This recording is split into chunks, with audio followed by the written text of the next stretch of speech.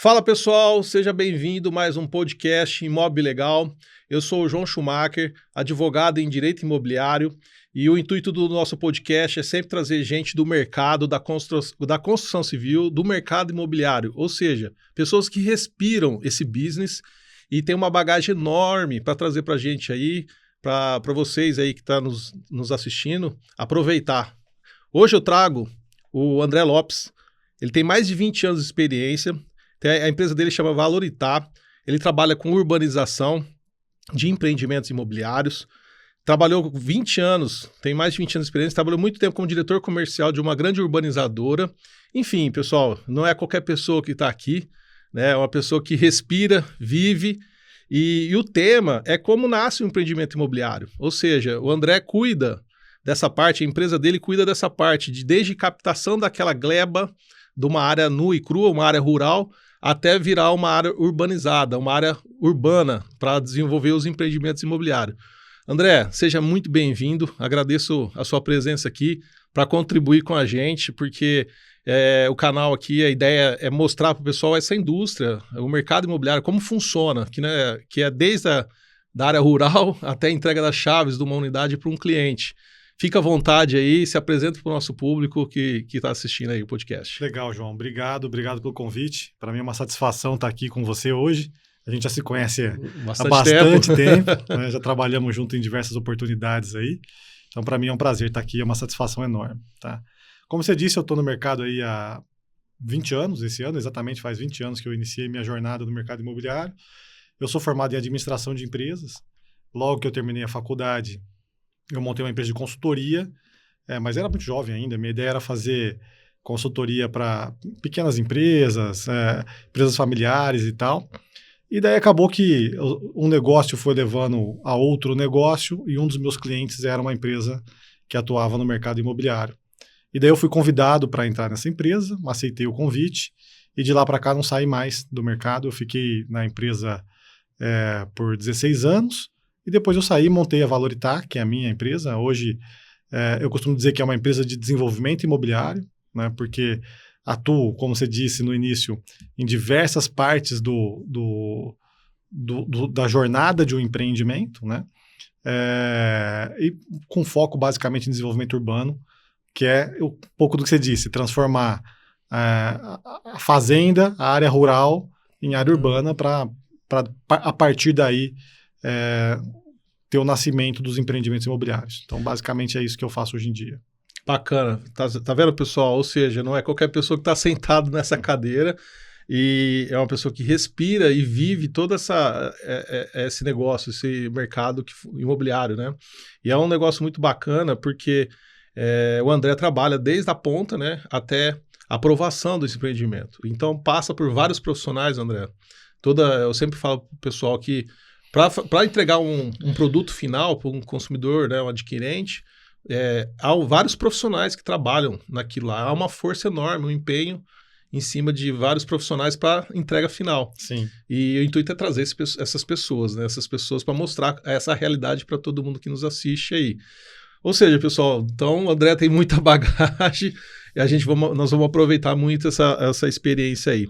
O André, como o tema nasce o empreendimento imobiliário, vamos da partida do momento que começa, né? Ou seja, o início, você identifica aquela área, verifica, fala um pouquinho como funciona, ou seja, pega aquela gleba. Hoje nós estamos falando, pessoal, não de uma área urbanizada, tá? Nós estamos falando de uma área aqui, nua e crua, uma área rural, que vai virar urbana, exatamente. Aí a empresa que o André é dono, é sócio, ele faz todo esse processo de pegar essa área, de submeter a aprovação junto aos órgãos públicos para depois fazer o parcelamento de solo e depois virar uma incorporação imobiliária. Primeiro trabalha com parcelamento, né, André? Até dando um passo atrás, né, João? No final do dia, assim, a ideia é basicamente o que nós estamos fazendo é construir cidade, né? Obviamente que não uma cidade inteira, mas fragmentos de cidade. Então nós estamos... o trabalho ele parte do desenvolvimento de uma nova etapa de desenvolvimento daquela determinada cidade, né?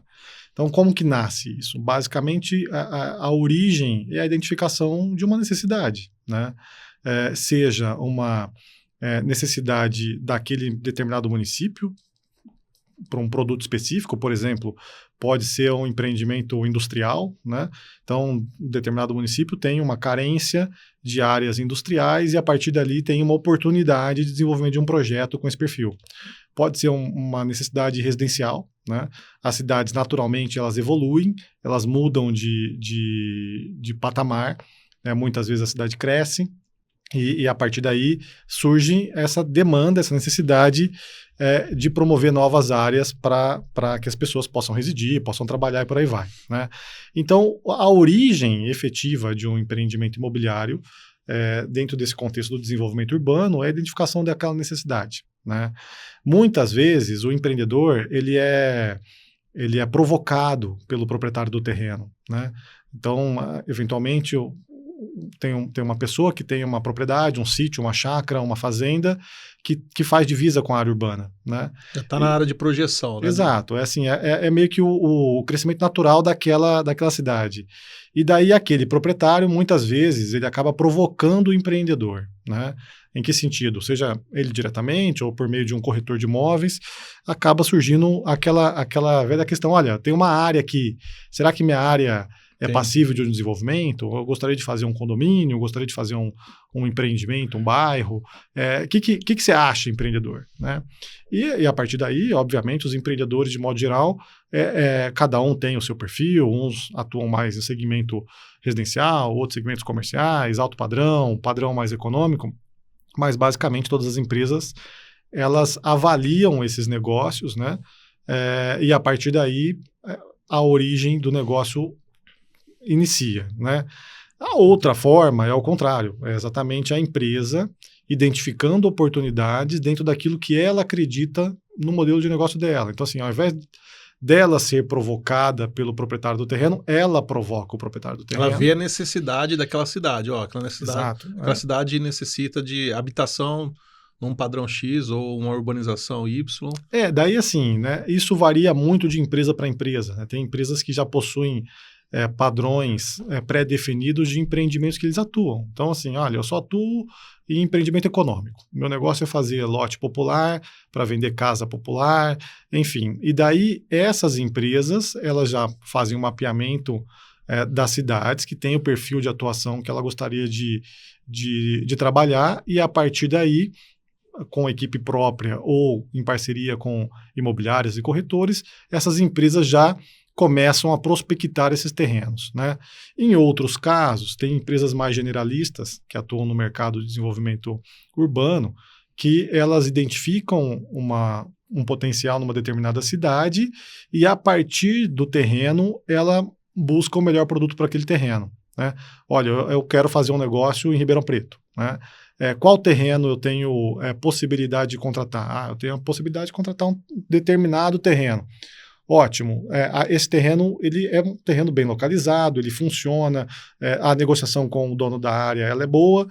Que produto eu vou por aqui? Né? E daí começa uma análise específica para aquele terreno. Então, só fazendo um parênteses aqui, André, para não ficar extenso, né? E a gente fazendo ponto a ponto. Claro. Então, assim, o que eu estou entendendo, né? E o pessoal acredita que também, o primeiro ponto é a identificação da área, do imóvel, né? Aquela área que está em expansão urbana, que está dentro de um perímetro urbano ali, porém ela tem uma atividade rural ainda, né? Então, assim, o primeiro ponto é essa identificação, seja pela empresa, né, a empresa incorporadora, consultora ou loteadora, enfim, ou por um corretor ou o próprio proprietário, Exato. O potencial daquela área. Depois é a identificação com relação ao que cabe ali, correto? Ou seja, qual tipo de produto que nós vamos trabalhar em cima daquela área, né? Enfim. Exato. E assim, essa criação, ela é muito particular de negócio a negócio, de cidade a cidade, né? O desenvolvimento urbano, ele é um tipo de atividade que nem sempre todos os processos são iguais, muito pelo contrário. Infelizmente, né? Cada cidade é uma situação. Cada cidade é uma situação e cada momento é uma realidade. Eventualmente tem uma área que ainda não está no perímetro urbano, então até para contextualizar para o público, né, as áreas só podem ser desenvolvidas e e se transformar num bairro ou num condomínio se tiver dentro do perímetro de expansão urbana, que é toda a área da cidade que tem essa vocação, né? Se a área tiver no perímetro rural, ela não pode ser urbanizada, né?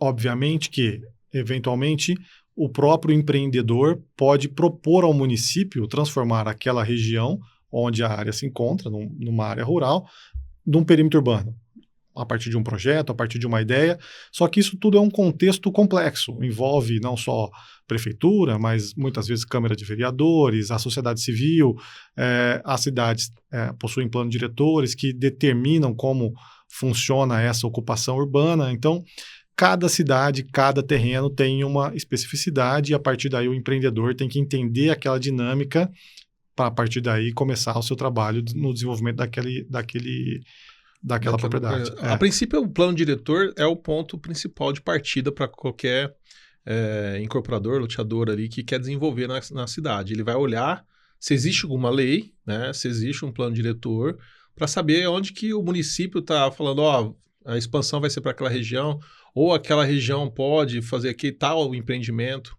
Exato. Ele especifica, né? Tem muitas cidades, assim, pessoal, é importante falar sobre isso, que o André mencionou, que tem muitas cidades que têm o plano diretor, né? Tem outras não. E tem outras cidades que já têm a lei como de parcelamento de solo específica, apesar da lei 6766. Lógico que a lei municipal não pode, ela não pode se opor à lei federal, né? Sim. Mas existe a maioria das cidades tem as regras já específicas, outras não. Mas é com base nisso, é nesse plano diretor que começa ali a identificação para onde a cidade está desenvolvendo, qual tipo de empreendimento pode ser desenvolvido ali, enfim. Exato, e daí assim, obviamente que as cidades maiores, elas possuem já um aprendizado acumulado em relação a isso e normalmente as legislações são mais bem definidas. Então, você pega cidades que habitualmente aprovam projetos de desenvolvimento urbano, de loteamento, de condomínio, estas cidades elas já possuem regras mais claras, mais definidas, com legislações mais atualizadas, né? As cidades menores, mesmo tendo o plano diretor, nem sempre ela possui uma lei de uso e ocupação de solo que vai determinar como os empreendimentos devem ser desenvolvidos de uma maneira clara, né? Muitas vezes são questões mais genéricas, mais simplórias, e a análise é feita caso a caso, né? Obviamente que, você falou, tem a lei federal, que já estabelece uma série de pressupostos. Aqui no estado de São Paulo, a gente tem o GRAPROAB, que tem uma cartilha bem definida daquilo que deve ser seguido, né? Então, os municípios acabam aderindo a essas questões todas e, a partir daí, o projeto é definido, né?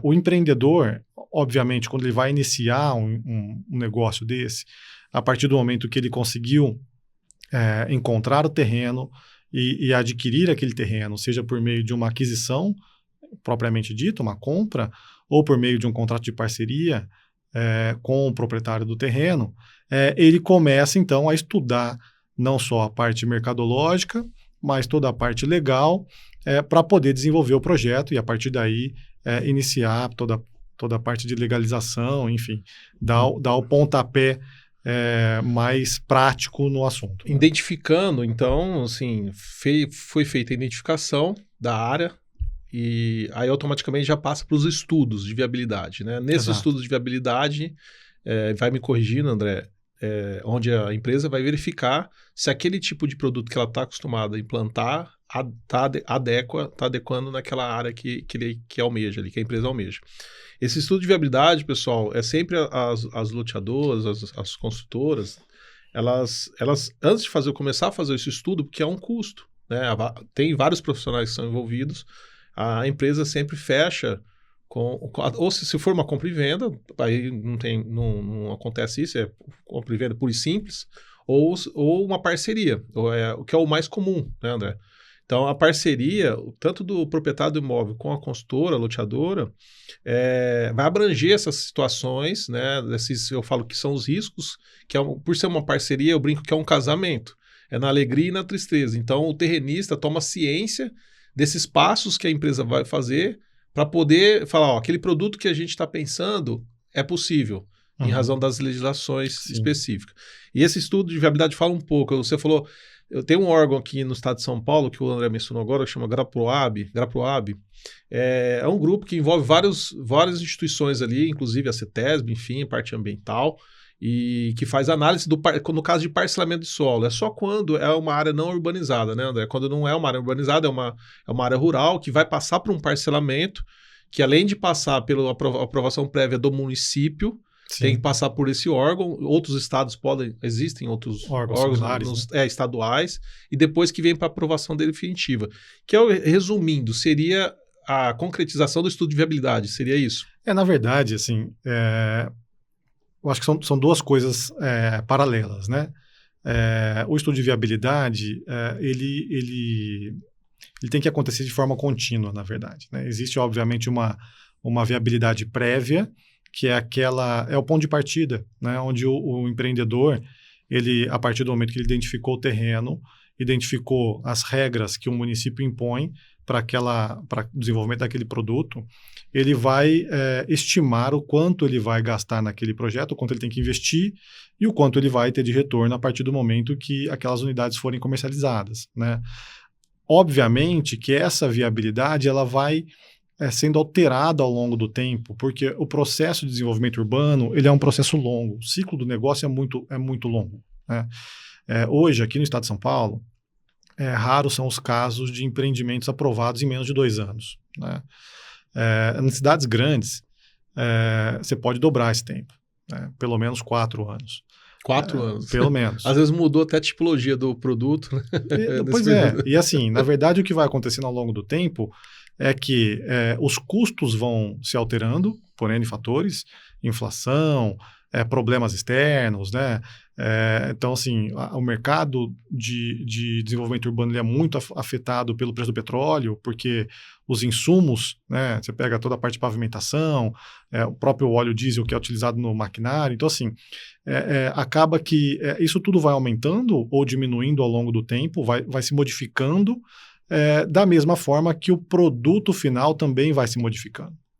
Nem sempre aquele projeto que foi idealizado lá no início... Há 4 anos atrás vai ser o projeto que vai ser levado à venda, né? Não só por alterações mercadológicas, que pode acontecer... Que é o principal, né? Um concorrente pode acabar fazendo um empreendimento mais rápido e daí você se vê obrigado a mudar o seu produto para adequar aquela possibilidade, ou pode surgir uma oportunidade, de repente uma nova empresa se instala no município, gera uma demanda diferente daquela que existia no momento inicial. Então, todo esse processo ele é muito dinâmico, né?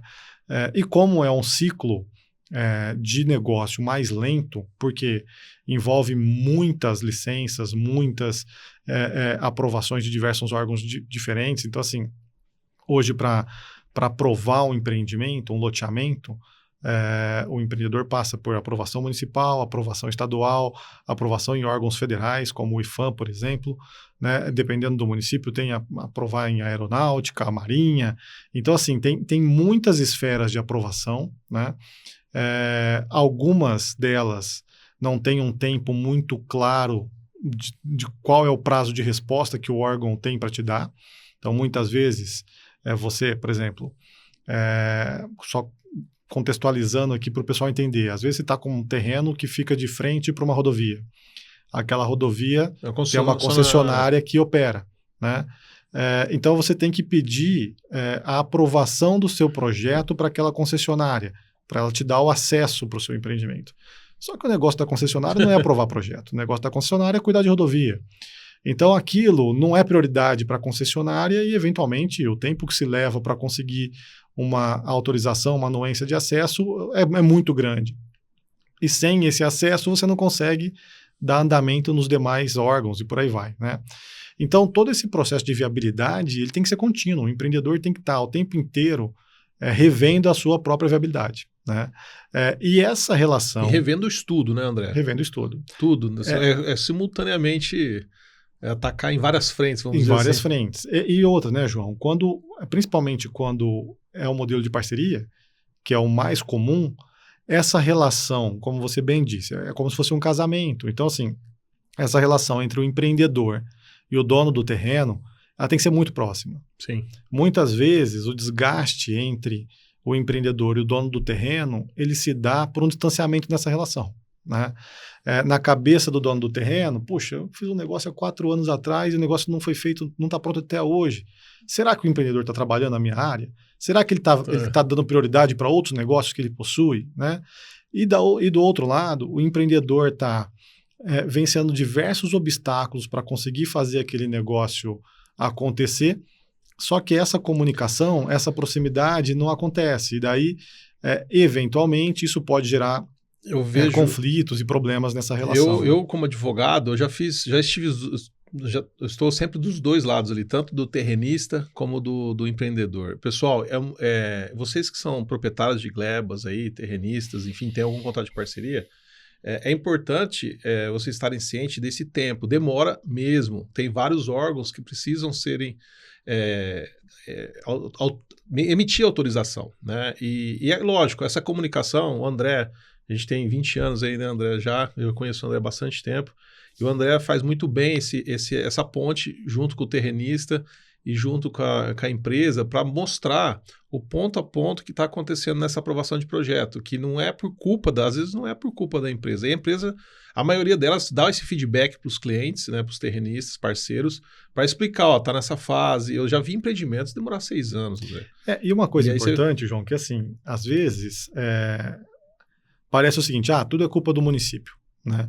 O município que demora para emitir uma licença, um município que é incompetente naquele propósito de aprovar um empreendimento. Mas não é bem assim. A questão é que é o seguinte, nem sempre uma diretriz emitida, um comunique-se, né, que é a resposta que a secretaria ou a prefeitura ela emite sobre a avaliação de um projeto, nem sempre o empreendedor vai aceitar aquela diretriz ou aquela resposta como uma verdade absoluta, né? O que eu quero dizer? Eventualmente o empreendedor está aprovando um projeto, né? Ele faz uma proposta lá que o projeto tem uma avenida. Daí o município fala assim, olha, essa avenida aqui não pode ser da forma como você projetou. Você tem que desviar essa avenida para um outro caminho, né? Só que, eventualmente, essa resposta que o município deu, ela vai impactar o projeto economicamente em diversas questões, né? Ela pode diminuir o aproveitamento do terreno, ela pode prejudicar a execução de uma futura fase, e daí o empreendedor, ele não pode simplesmente aceitar aquela resposta do município, ele tem que negociar com o município a solução. E muitas vezes a demora no processo de aprovação é porque durante vários momentos do processo o empreendedor está negociando com o município. Para ter melhor aproveitamento, né? É para buscar uma solução comum que atenda aos interesses do município, como órgão público, como o ente que está cuidando dos interesses da cidade, mas ao mesmo tempo que preserve para o empreendedor, para o dono do negócio, toda aquela relação econômica que foi pensada lá atrás. É uma lógica, seria, né, André? Porque eu já vi casos da prefeitura passar um viário ligando o nada e o lugar nenhum, né? Sim, isso aí acontece. Então, todo comunique-se que o André está falando, pessoal, que quando a prefeitura se manifesta em cima do projeto que foi apresentado, tem que ter fundamento. Não, às vezes você explica, o viário não tem viário ali para aquela região, porque está urbanizando aquela área. E aí passa uma avenida num lugar que não faz sentido. Aí esse debate, essa interlocução que existe, né? A tua empresa faz muito isso. E assim, é importante isso, João, porque é o seguinte, fica mais fácil quando o município e a empresa entendem que esse processo é um processo de mão dupla. Sim. Não pode ser só a verdade da empresa e não pode ser só a verdade do município. E muitas vezes é aí que está o problema, né? Os técnicos que trabalham nas secretarias, nos órgãos públicos, muitas vezes vê a empresa como um ente ali que só está preocupado com o lucro, com o resultado e que não tem interesse público nenhum, né? E muitas vezes a empresa vê o município como um outro ente que só está ali para atrapalhar, né? Que não consegue entender os benefícios que aquele novo empreendimento vai trazer, né? Quando isso acontece, normalmente é mais difícil, dá trabalho, porque a negociação fica truncada, fica lenta, né? É aquela velha história, cada um quer que a sua razão prevaleça. Na prática, sempre é mais fácil quando o município entende que a cidade não vai parar de crescer. Só porque o prefeito, ou o vereador, ou aquele secretário não quer que a cidade cresça para aquela determinada região. Quem determina isso, no final do dia, é o mercado, são as próprias necessidades das pessoas, né? E a empresa tem que entender que ela está dentro de um contexto que o empreendimento dela não está sozinho. O empreendimento dela vai participar, a partir do momento que ficar pronto, de uma malha urbana que já existe. Então, isso tem que haver uma conexão, né? E fazer sentido, né? E tem que fazer sentido. Só que tem que fazer sentido também do ponto de vista econômico, né? Sim, nenhum empreendedor vai fazer filantropia, né, André? Não vai. Ele tem que ver o resultado. É mais que justo, porque 4, 5 anos trabalhando em cima de um projeto e então, desenvolvendo. Assim, e hoje a gente vê que existe um grande conflito nesse aspecto, né? Muitas vezes os municípios colocam cargas muito pesadas de contrapartidas para o desenvolvimento de novos bairros, né? Que pesam na viabilidade do empreendimento, e daí acaba que gera essa distorção, né? Do empreendedor ter que resolver todos os problemas daquela determinada região, né? Então, assim, para o negócio acontecer de uma maneira saudável, não pode ser nem tanto para um lado e nem tanto para o outro lado. Tem que ser, de fato, tem que ter o bom senso. Uma parceria entre o poder público e o poder privado, onde todos ali vão entender que aquilo vai acontecer, e a melhor forma de acontecer é negociando e entendendo as melhores soluções para o todo. Hoje eu vejo muito isso nos projetos, a questão do desenvolvimento urbano, a preocupação com o local e com a região. Eu vejo muito isso. Porém, você falou de contrapartida. Contrapartida, pessoal, é quando a prefeitura faz alguma exigência para o empreendedor de fazer algum benefício para a cidade fora do empreendimento. E às vezes essa contrapartida, o valor é astronômico, não fecha a conta no final do dia, né, André? Então, às vezes as prefeituras, os órgãos públicos têm que entender também que o empreendedor não é obrigado a fazer alguma coisa na prefeitura, um exemplo, uma rede, uma galeria fora do empreendimento, ou uma ponte. Eu vi casos que o cara pediu uma ponte, que não fechava a conta. Então, que a prefeitura, o município não atende, né? Aí chama o empreendedor para pagar essa conta. Tem que ser razoável essa questão da contrapartida também, né, André? Não tenha dúvida. E é muito difícil essa relação, né? Porque a prefeitura, o órgão público, não tem a planilha de viabilidade do empreendedor, né? O órgão público não sabe quanto custou aquele terreno, não sabe quanto vai custar efetivamente aquela obra, por quanto vai ser vendido, né? O que o órgão público sabe é o quanto aquele empreendimento vai impactar na região, na própria região, né? Então, é por isso que eu sempre digo assim, que funciona melhor quando as partes entendem que isso é uma conversa de mão dupla, né? Tudo que é impositivo, o empreendedor quer impor a vontade dele para o município, ou o município quer impor a vontade dele, ou a legislação, ou seja o que for, os critérios estabelecidos para o empreendedor, normalmente tende a demorar mais e tende a dar mais trabalho, né? Os municípios que têm melhores resultados, tanto em velocidade de aprovação, quanto de empreendimentos que são mais bem planejados do ponto de vista urbano, dentro daquilo que já existe naquela região, são os municípios que entendem também a dinâmica do mercado e vão fazer exatamente essas exigências e essas solicitações de contrapartidas dentro daquela realidade daquele mercado, né? Então, não adianta um município de 50 mil habitantes querer pedir uma contrapartida baseada numa planilha que foi criada por um município de 1 milhão de habitantes, né? O contexto é totalmente diferente, tanto o contexto urbano daquela cidade quanto o contexto do empreendimento que ali vai estar, né?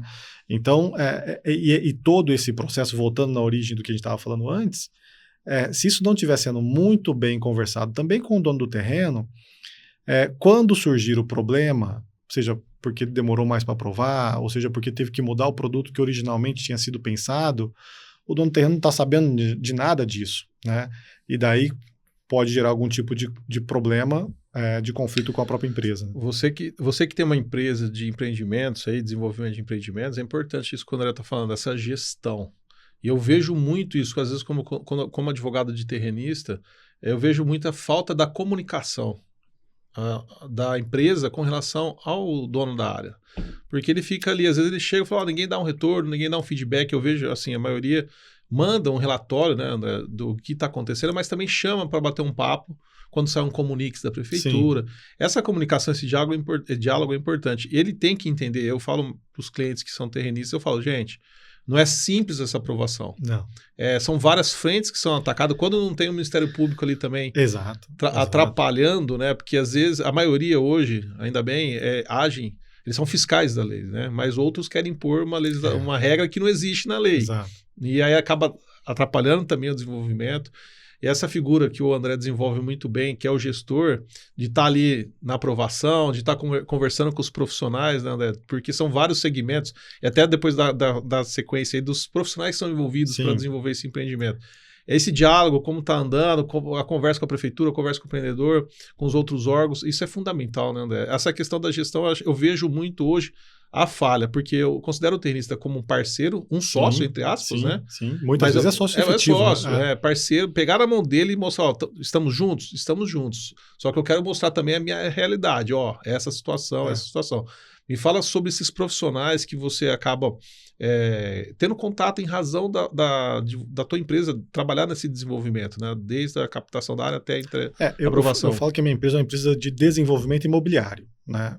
Porque hoje em dia, né, o mercado mudou muito. Antigamente a gente falava, as empresas ou é loteador ou é construtor, não é mais assim que funciona, né? Hoje, eventualmente, você vai criar um bairro novo onde você não vai vender um único lote para um cliente final. Eventualmente, aquele bairro já vai estar sendo negociado com incorporadoras que vão fazer prédios ou casas ou condomínios, enfim, né? Então, mudou muito o formato de pensar o desenvolvimento urbano, né? E vai continuar mudando, porque é uma evolução constante das cidades. Fora a evolução das cidades, a própria evolução econômica de como se dá as linhas de crédito e tal. Então, enfim, acaba, como você disse, a gente tem que trabalhar com diversos profissionais, né? Obviamente que, assim, vários...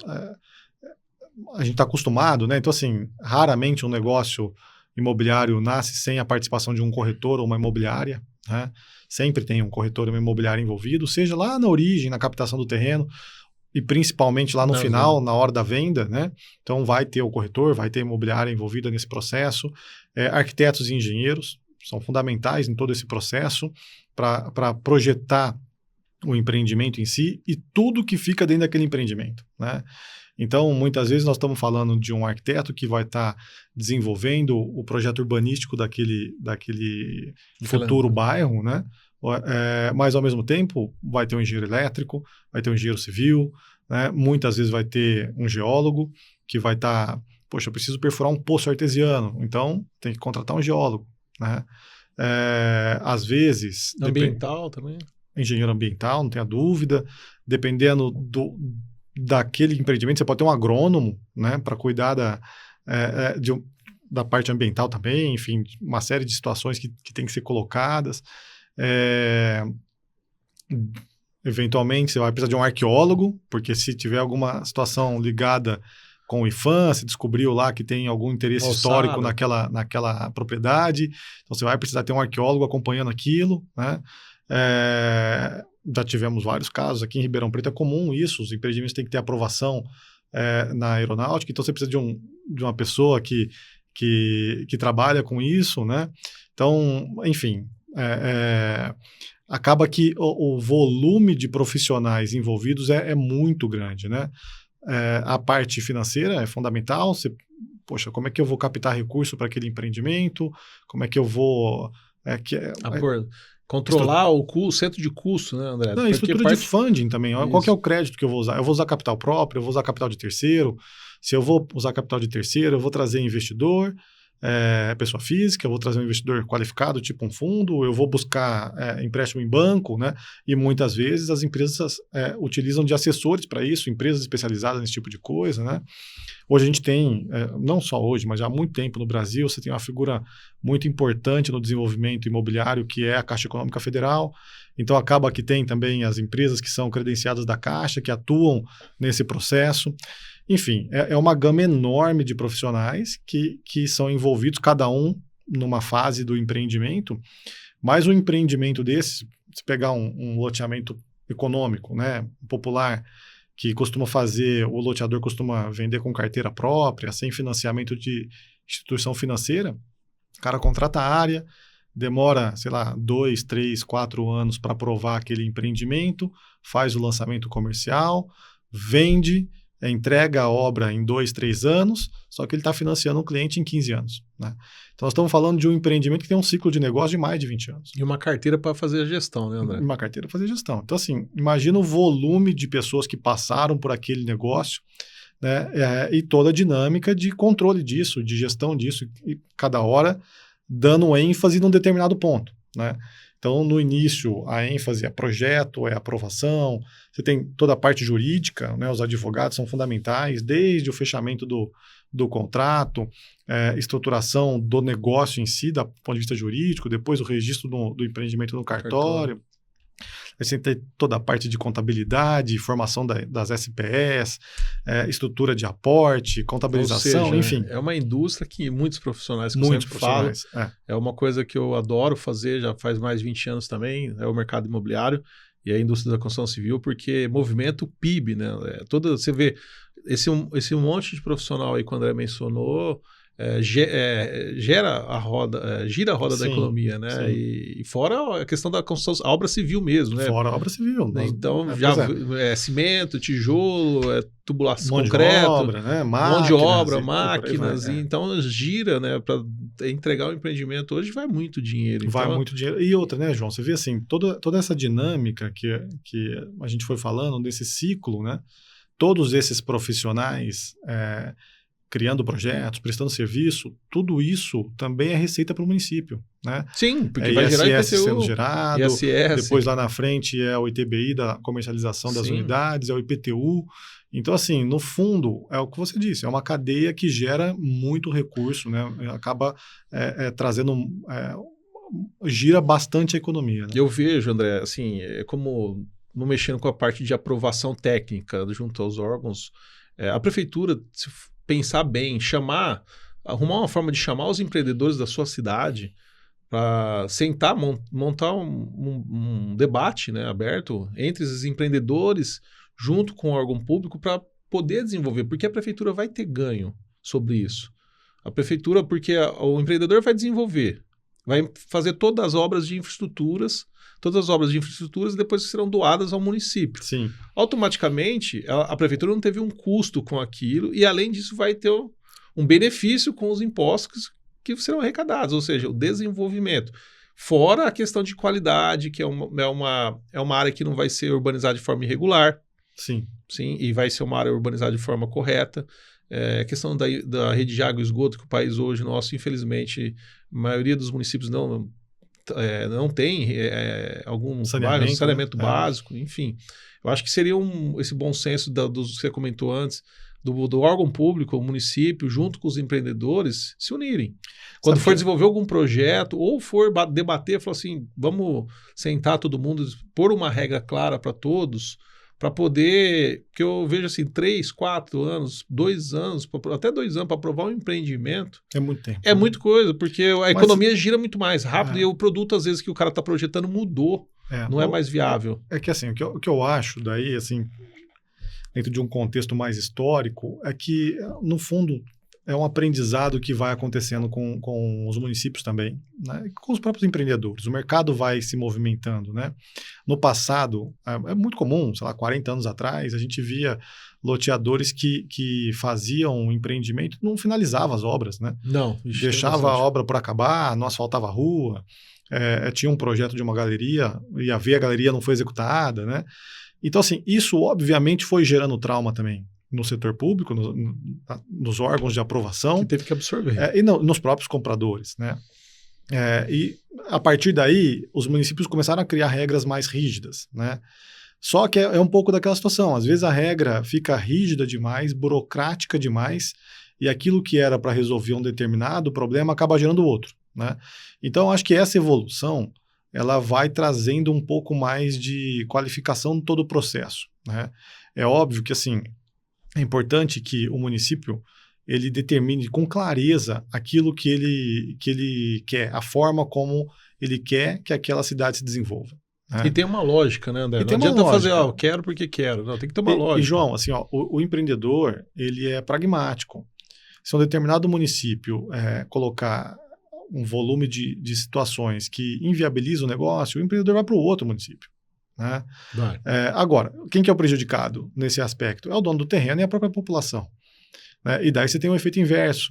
Você tem falta de desenvolvimento de novos bairros, novas moradias. Geração de empregos. Você pode ter problema de ocupação irregular, loteamentos clandestinos e até mesmo favelas, por aí vai, dependendo do tamanho do município. Né? Então, por isso que eu volto. Né? O importante é que o município estabeleça as regras de maneira clara e entenda esse processo de urbanização com o setor privado dentro de um contexto de mão dupla. Não adianta querer obrigar o empreendedor a fazer alguma coisa que vai gerar prejuízo. Ele não vai fazer. Ele vai desistir daquele empreendimento e vai para outra cidade. Né? Então, isso é fundamental. Né? E, por outro lado, o Brasil tem uma tradição muito burocrática. Né? Então, assim, se o poder público conseguisse pensar em soluções mais simples para esse processo, a tendência é que isso fique mais rápido. Hoje em dia, as prefeituras todas, ou quase todas, elas estão informatizando todos os processos. Isso já melhora. Né? Já cria uma dinâmica mais simples, menos papel, menos burocracia, fica digital e tal.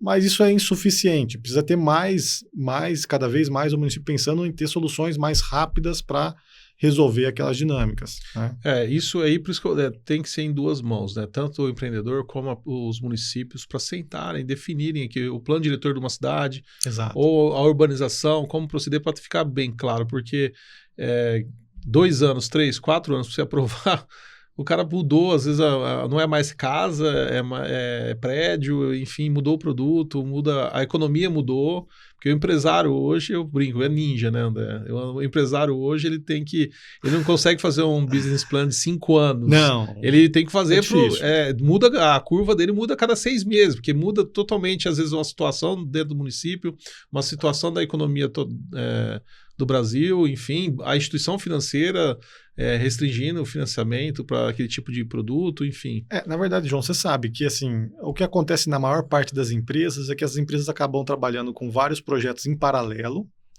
porque se um trava, você tem os outros para continuar. Né? E nem sempre isso seria a melhor estratégia, né? Porque, queira ou não queira, as empresas elas acabam compartilhando aquela atenção que ela poderia estar desenvolvendo talvez menos projetos, mas projetos mais rápidos, então essa esteira rolaria melhor, né? Mas hoje tem que ser assim, porque se de repente um projeto trava porque teve uma mudança de legislação, como você disse, o Ministério Público fez algum tipo de questionamento, não é incomum o município aprovar e o Ministério Público segurar aquela aprovação.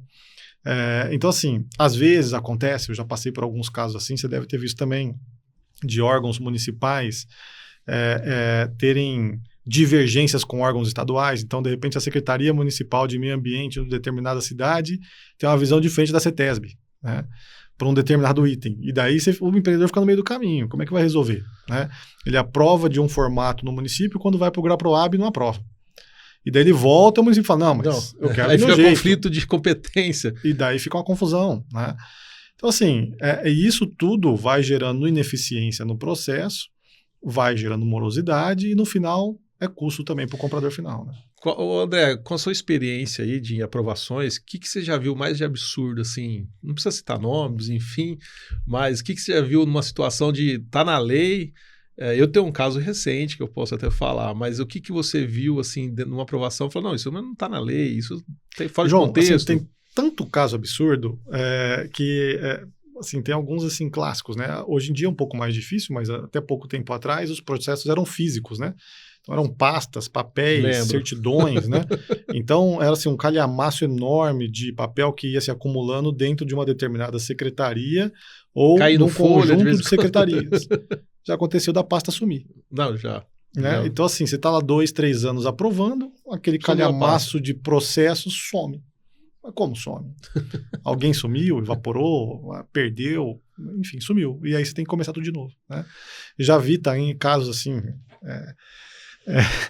um empreendimento que eu participei, quando foi fazer a análise para submeter ao IPHAN, então você faz lá a análise arqueológica, faz lá as averiguações para ver se naquele terreno tem algum tipo de interesse histórico, foi encontrado um determinado objeto, né, sei lá, uma xícara antiga, alguma coisa assim. Daí submete aquilo para o IPHAN, então passa a ter interesse histórico, e daí tem toda uma burocracia, e não só isso, todo um contexto de execução de obras e tal, né? E daí, quando foi se averiguar melhor aquela situação, a xícara ou artefato que foi encontrado não era daquele terreno. Alguém tirou de um terreno e jogou no outro. Para travar. Não é nem para travar. Assim, eu livro o meu problema, mas eu crio para o outro. Né? Então, assim, tem coisas absurdas. Agora, de solicitações, tem muita coisa que é solicitado que não está na lei e muita lei que é inconstitucional também. Então, coisas que não deveriam ser colocadas, né? Recentemente participando de um empreendimento que fica relativamente distante de uma rodovia, o município pediu a construção de uma passarela sobre aquela rodovia, né? Só que é uma rodovia que tem uma empresa explorando, uma concessionária, com todo o plano de investimento, todo o cálculo de transferência de pessoas de um lado para o outro, definição dos pontos de construção de passarela, uma comissão específica do município cismou que queria uma passarela lá. Né? Isso atrasou o projeto há algum tempo, porque o empreendedor teve que provar para o município que naquele local não era viável a construção de uma passarela, primeiro porque não cabia na conta do empreendimento, e segundo porque mesmo que o empreendedor quisesse fazer, a concessionária não autorizaria. Né? Então, esse é o tipo de exigência que é desconexa. Né? Porque não faz sentido. Não faz sentido. É isso que é o que trava da aprovação. Exato. Eu tive uma experiência recente registrando um loteamento aqui no interior de São Paulo mesmo, onde o município exigia lotes comerciais. E aí, na hora que eu peguei o decreto-lei, eu olhei lote comercial destinado para o município mesmo. X% lá estava do como todo. Se fosse doação para o município. Exatamente. Aí, além de você estar doando a área adicional, né, aqueles percentuais do todo que você tem que destinar, que está na lei federal, que tem que obedecer pela 6766, lotes comerciais. Aí eu fiquei pensando, falei, não acredito, nós estamos em 2025. Eu falei, eu estava passando. O que eles queriam? Queriam vender os lotes? Não, ele não tinha nenhum sentido. Falou que tinha que destinar, simples assim. E aí eu falei pro meu cliente, falei, isso aqui é inconstitucional. Mas eu vou perder tempo. Falei, então, aí era um percentual considerável de área vendável. Falei, você quer... Aí uma decisão estratégica sua, né? É uma decisão sua, você decide, coloca na sua viabilidade, vê se fecha a conta, não fecha a conta, e toma uma decisão para eu tomar um procedimento judicial.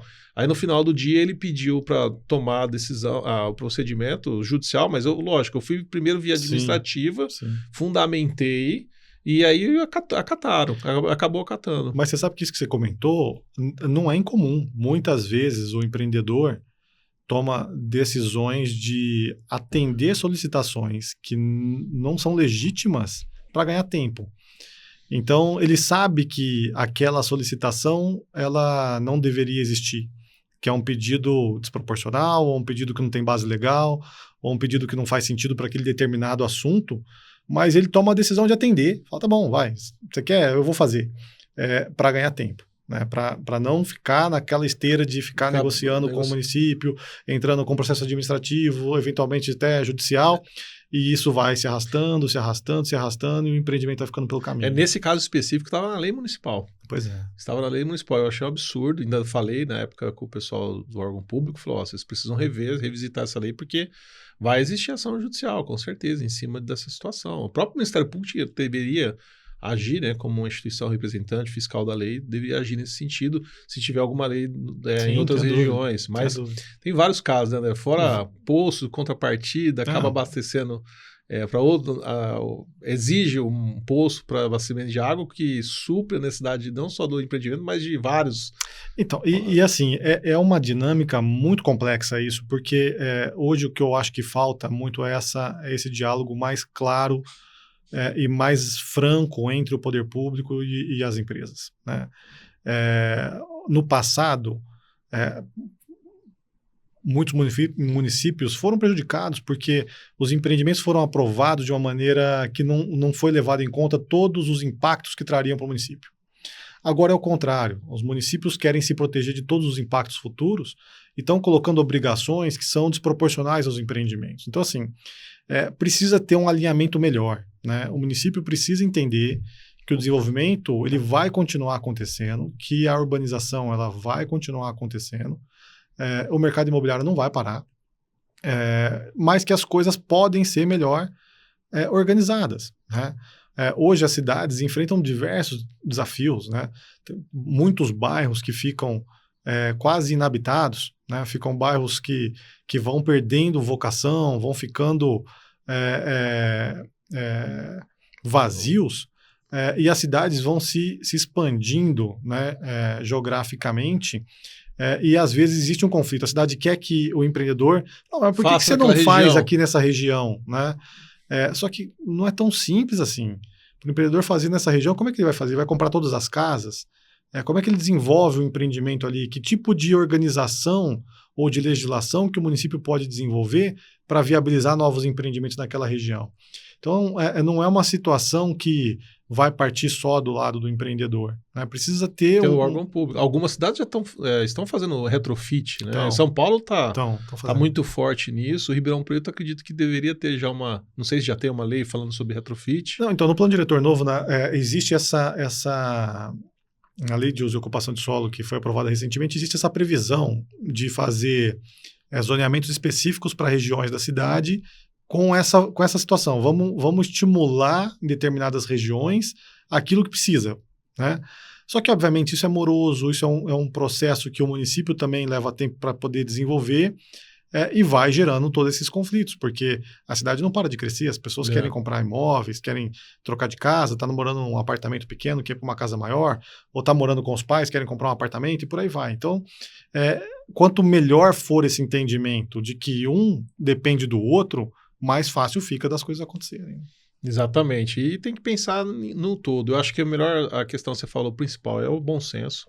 É a questão do órgão público junto com a iniciativa privada andarem juntos. Até entendo a questão que no passado os empreendedores deixaram a desejar e os municípios acabaram absorvendo essa conta, só que, no entanto, hoje os empreendedores estão desenvolvendo muita coisa e pagando, inverteu a situação, exatamente, né?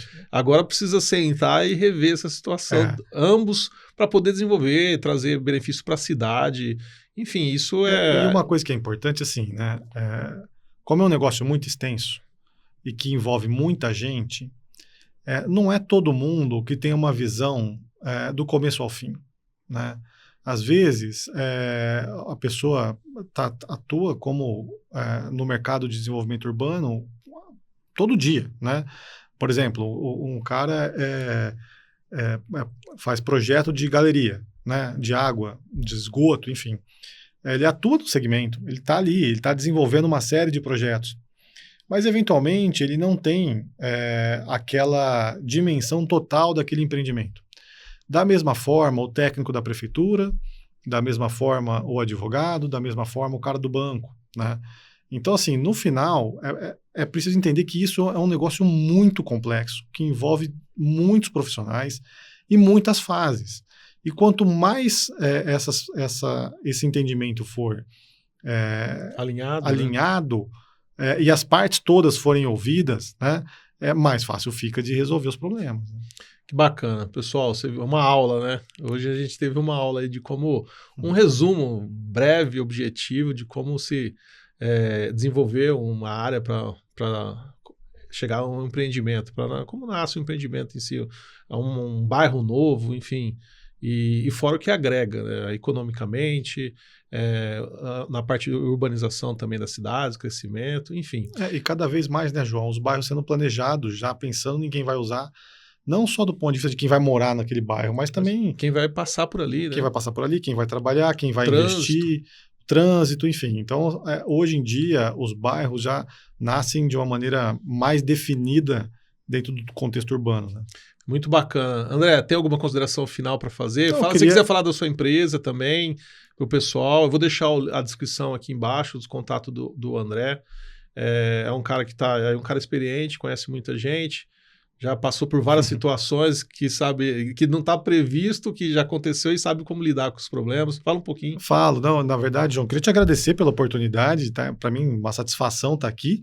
A Valoritar hoje é uma empresa que ela atua basicamente em 2 segmentos, né? Tanto no desenvolvimento de empreendimentos próprios, então a gente tem os nossos empreendimentos que a gente desenvolve, mas também prestando serviço de consultoria técnica dentro desse segmento de mercado imobiliário voltado para o desenvolvimento urbano, né?